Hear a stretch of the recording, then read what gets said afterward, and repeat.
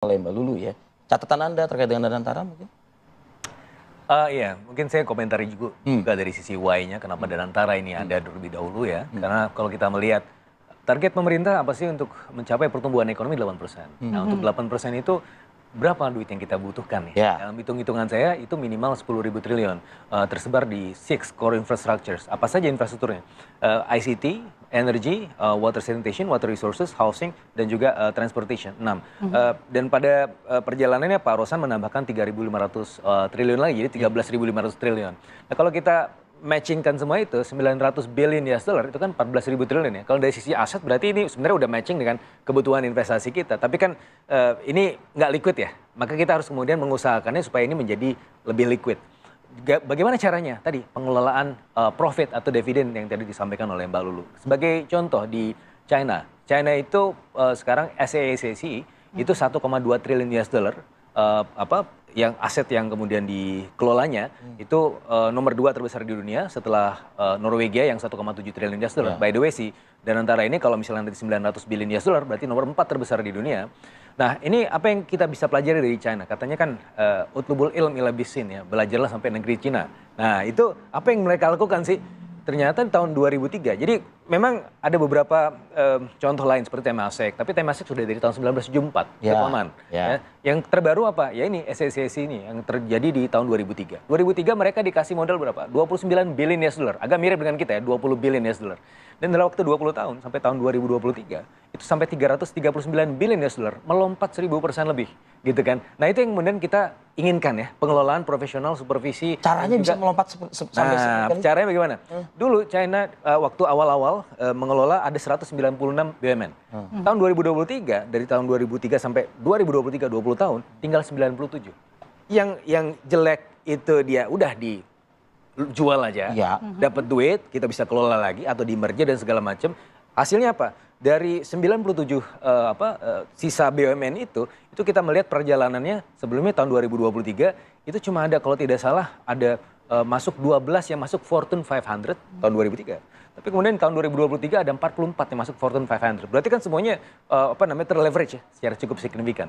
Dan dari situ kita bisa melihat bahwa ini merupakan potensi kalau dikelola dengan baik. Jadi di restrukturisasi, dipercantik gitu kan. Kalau kita mau berusaha kan kita modalnya harus kemudian dibuat lebih baik supaya menarik orang juga. Nah, ini yang dilakukan oleh China. Dan juga yang tidak kalah penting ya, kita melihat bagaimana market kita ini kan agak volatile ya. Karena apa? Karena memang kurang liquidity maker-nya.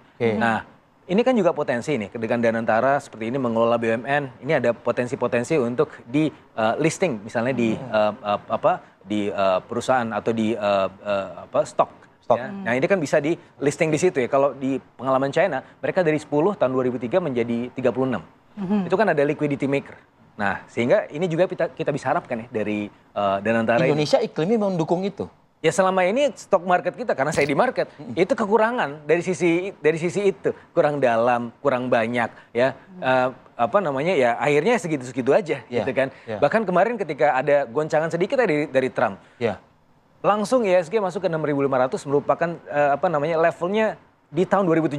Bayangkan kita tahun 2025 tapi balik lagi levelnya ke tahun 2017. Kenapa? Karena kekurangan itu tadi liquidity maker. Berarti dengan adanya Danantara ini ekosistemnya menjadi bisa ekosistemnya menampung. Seharusnya ideally speaking itu bisa menjadi seperti itu. Nah, tapi kan kalau kita bicara idealnya ya, ini profesionalism, korporatisasi dan segala macam perlu ada efek governance yang juga dipercayai oleh bukan hanya sektor usaha domestik tapi juga orang-orang asing. Tadi Tony Blair salah satu hal yang mungkin bisa menarik. Itu hal yang positif ya untuk Harusnya.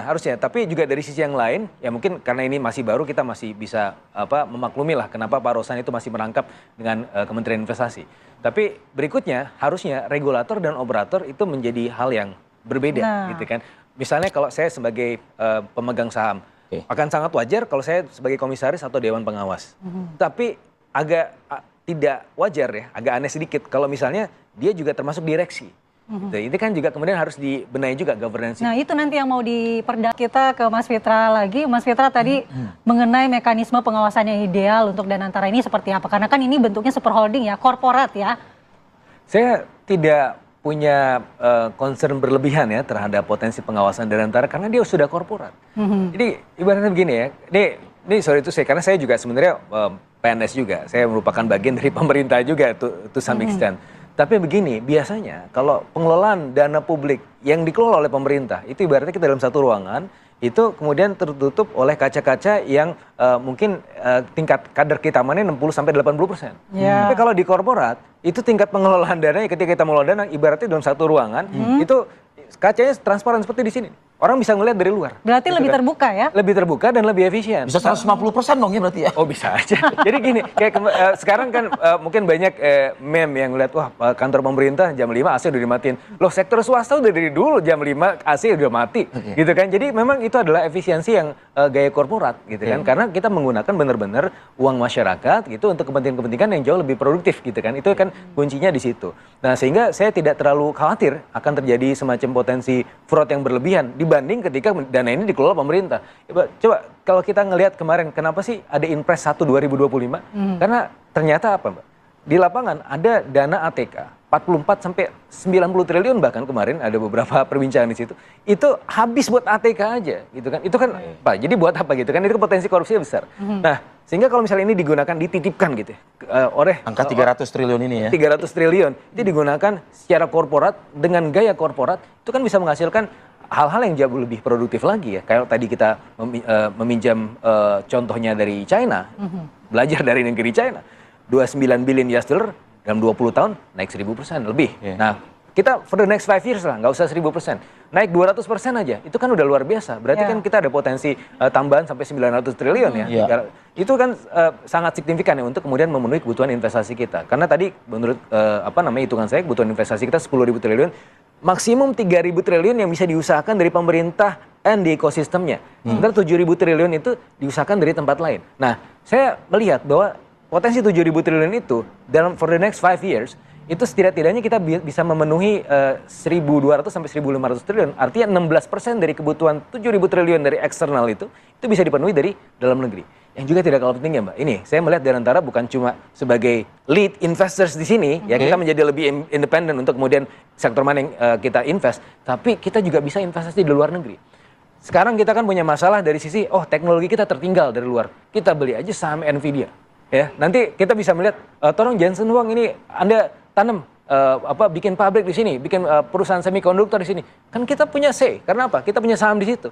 Kemarin Johnson Huang ke sini cuma apa? Cuma makan gultik. Dunia melihat ke arah sana. Iya, cuma makan gultik. iPhone ke sini susah banget bangun pabrik. Tapi kalau kita punya saham iPhone dengan Danantara, siapa tahu mereka bisa bangun. Jadi trustnya kebangun dari market memang. Karena memang dari awal ketika ide Danantara itu diedarkan gitu ya di market, kita sudah melihat bahwa ya Danantara ini ketika ada dia akan menghapus Kementerian BUMN gitu kan. Jadi roadmap-nya ke sana. Jadi dari sisi ini maka independensi itu menjadi sangat krusial. Tapi meskipun demikian kalau kita bicara ide ya, ide ini sebenarnya udah lama juga Mbak Laura ya, dari zamannya Pak Sumitro. Pak Sumitro sempat menawarkan ide ini ke Pak JB Sumarlin. Waktu itu Menteri Keuangan tahun 1988 sampai 1993. Tapi ide ini ditolak kenapa tahu nggak? Karena waktu itu kita baru saja mengeluarkan paket Oktober 88 liberalisasi keuangan di sektor keuangan sehingga kita dapat banyak duit begitu kan. Jadi nggak perlu juga.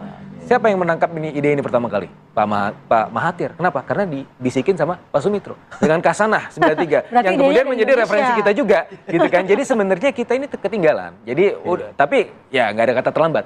Kita mulai lagi gitu kan. Memang ini seakan-akan baru, tapi sebenarnya yang lain sudah melakukan kok. Jadi sudah best practice juga Dan yang lain melakukan itu bagaimana sejauh ini? Mereka ya tentu ada pro dan kontranya. Kalau kita lihat Malaysia dengan Kasananya, ada kasus juga di sana juga kan. Tapi kita juga melihat bagaimana Temasek yang sejak tahun 1974 ya 25 Juni itu didirikan, itu sekarang bisa sangat agresif membangun Singapura seperti sekarang. Juga yang paling dekat yang tadi saya sampaikan bagaimana China dengan SAC-nya itu kemudian bisa menjelma menjadi salah satu kekuatan ekonomi dunia juga, mendorong China pertumbuhan ekonominya di atas bahkan di atas 10% gitu kan, dengan salah satunya adalah karena dukungan korporat itu gitu. Nah, ini